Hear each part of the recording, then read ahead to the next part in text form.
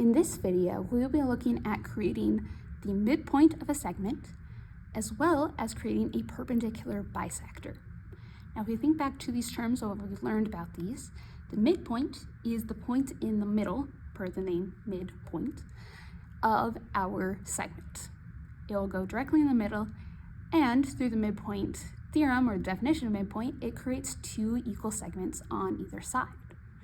We have also learned about bisector, which, when we're looking at a segment, does the same thing. It creates two equal segments on either side of the bisector. So you can see how these will go hand in hand. Additionally, we're going to be using what we learned about perpendicular lines to create this. So we have here a segment. First thing we're going to do is we're going to take our compass and we're going to measure out the length from one endpoint to the other.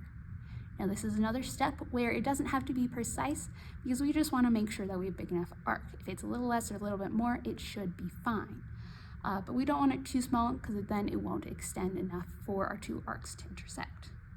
So we put our point of the compass on one of our endpoints and we create our arc or our circle.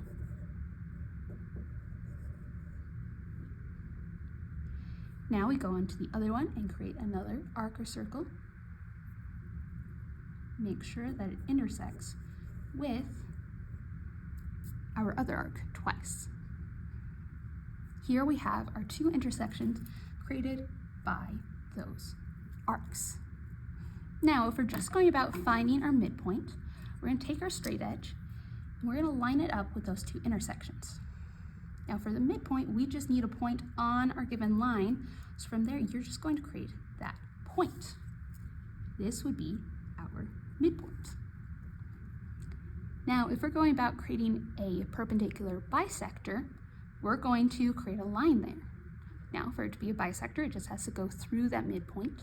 For it to be perpendicular, as we saw in previous steps, we end up doing the same thing, where we end up seeing that through these 2 points, if we've done everything correctly, they should create a perpendicular line when we connect them. So all 3 of these points should be all lined up. We draw a line that will connect all 3, being our perpendicular bisector.